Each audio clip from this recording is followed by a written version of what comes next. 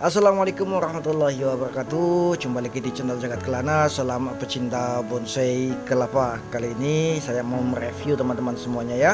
Dan sekaligus kita akan melakukan maintenance ringan bonsai kelapa gading. Daun sudah mini teman-teman. Alhamdulillah sudah berhasil daun mulai mini. Dan kita akan melakukan sedikit maintenance untuk menjaga daun bonsai kelapa gading ini supaya tetap mini dan menjadi bonsai yang cantik tentunya teman-teman. Simak sampai selesai.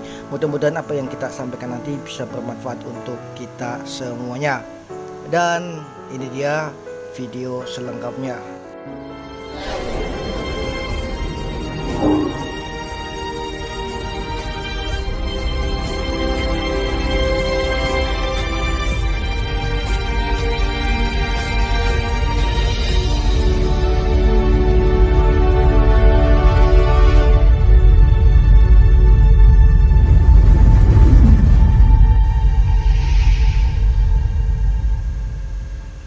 Oke teman-teman semuanya, seperti biasanya subscribe. Bagi yang belum subscribe, ingat subscribe itu gratis teman-teman. Dan langsung saja kita fokus ke video ini teman-teman semuanya.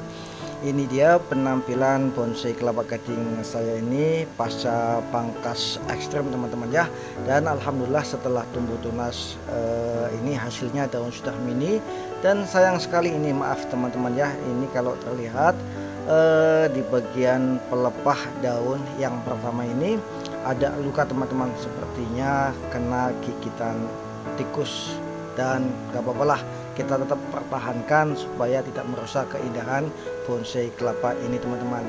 Dan kita akan melakukan maintenance ringan atau melakukan sayatan-sayatan dan pembersihan bonggol untuk menjaga daun kelapa ini supaya tetap mini. Dan tunas nanti yang tumbuh ini teman-teman ya, tunas yang tumbuh ini tidak meninggi dan tidak memanjang teman-teman. Kita akan melakukan pembersihan bonggol untuk mempercantik penampilan. Dan seperti biasanya kita akan menyayat pelepah daun ini. Kita akan membuang jaring penutup atau selaput ya, selaput yang menutupi tunas supaya tunas yang bertumbuh ini tidak meninggi dan memanjang tentunya teman-teman.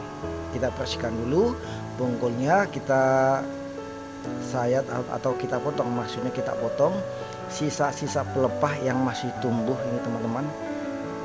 Sisa-sisa pelepah kita potong semuanya, kita rapihkan. Tetap hati-hati supaya pada saat memotong sisa-sisa pelepah itu tidak sampai melukai tunas yang ada di dalam teman-teman. Jadi biasanya yang saya lakukan adalah kita mulai menyayatnya terlebih dahulu, kemudian kita kita tarik ke depan, kemudian baru kita potong teman-teman. Jadi kita sayat, kemudian kita tarik ke depan, kemudian kita potong. Enggak langsung kita potong dari depan, atau bisa kita langsung memotong dari depan tapi dengan kehati-hatian yang ekstrem, maksudnya ya, yang lebih hati-hatilah maksudnya. Jadi supaya nanti kita tidak terlalu supaya pada saat kita memotong sisa pelepahnya itu tidak terlalu panjang atau pisaunya itu tidak terlalu masuk, maksudnya pisaunya itu tidak terlalu masuk ya sampai ke pelepah bagian dalam atau tunas bagian dalam, maksudnya seperti itu. Jadi tetap dengan kehati-hatian supaya pelepah yang akan kita potong itu terpotong dengan baik dan rapi, dan pisau tidak sampai melukai tunas yang ada di bagian dalam. Soalnya kenapa? Soalnya dampaknya bisa sangat fatal kalau kita terpotongnya itu terlalu dekat dengan pangkal bonggol, itu bisa saja tunas tidak mau tumbuh lagi teman-teman. Tapi kalau masih ada sekitar 2-3 cm itu masih bisa tumbuh lagi, walaupun nanti agak menunggu lebih lama lagi untuk mendapatkan daun yang kecil atau mini teman-teman. Dan setelah kita rapikan bonggolnya, ini masih kita rapikan, ini dia, ini kita potong sangat hati-hati untuk pisau, ujung pisau jangan terlalu dalam teman-teman, jangan terlalu panjang masuk ke pelepah yang akan kita potong. Jadi mendingan kita potong sedikit demi sedikit, baru kita rapikan dan kita potong sisanya. Tapi kalau kita terlalu masuk pisaunya terlalu dalam atau terlalu panjang pisau yang masuk ke pelepahnya, khawatirnya ujung pisau bisa sampai melukai tunas yang ada dalam teman-teman.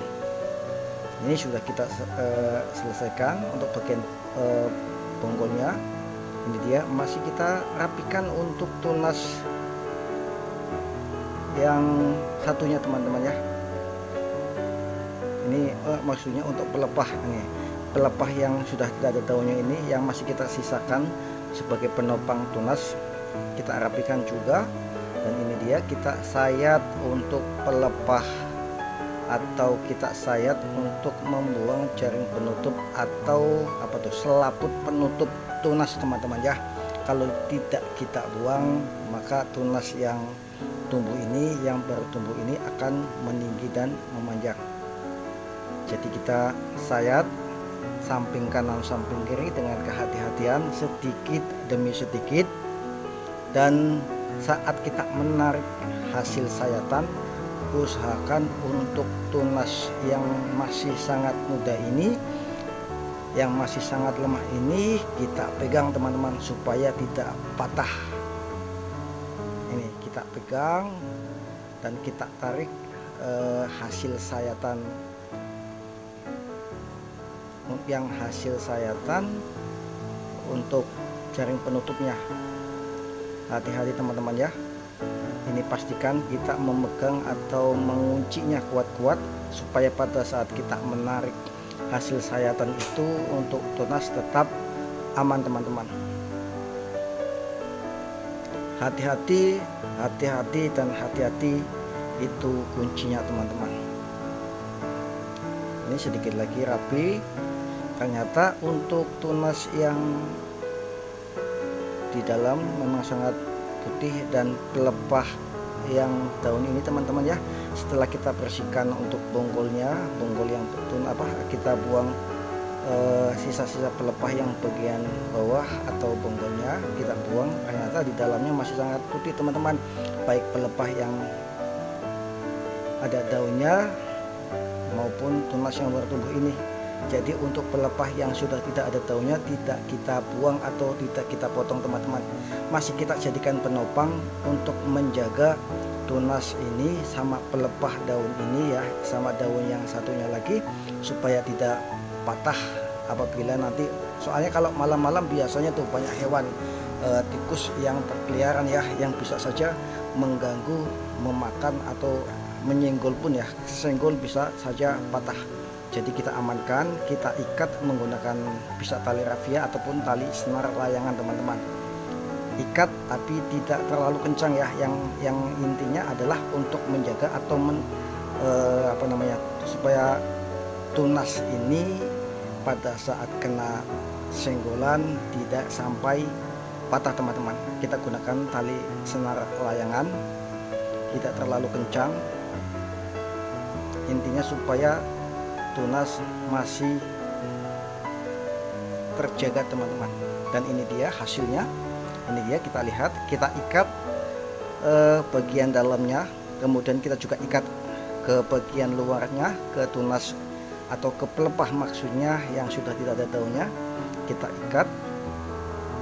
Dan semoga aman ya, semoga tidak ada hewan apapun yang merusak daun bonsai kelapa gading ini teman-teman. Terima kasih untuk teman-teman semuanya ya sudah menonton video ini. Mudah-mudahan apa yang saya sampaikan ini bisa bermanfaat untuk kita semuanya, khususnya para pecinta bonsai kelapa pemula teman-teman.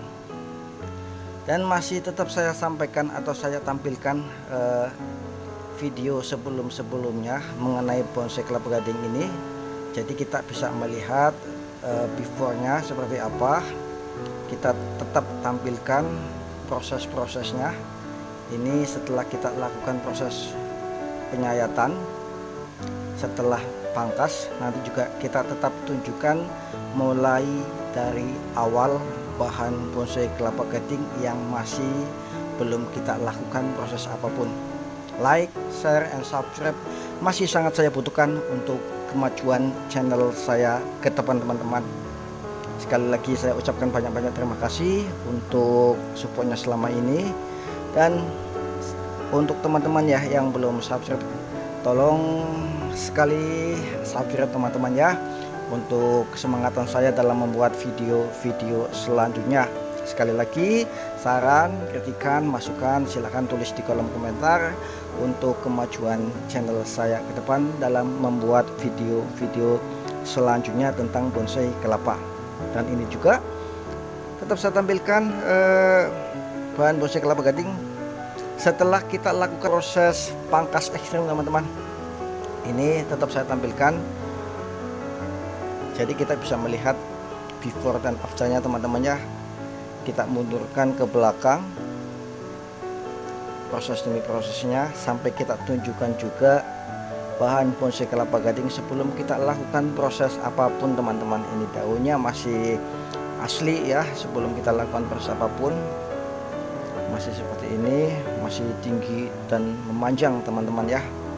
Oke, sekali lagi teman-teman semuanya, saya ucapkan banyak-banyak terima kasih untuk supportnya selama ini. Sekali lagi saya minta like, share, and subscribe-nya teman-teman ya, untuk kemajuan channel saya ke depan. Dan saya akhiri, wassalamualaikum warahmatullahi wabarakatuh. Salam pecinta bonsai kelapa, bye bye.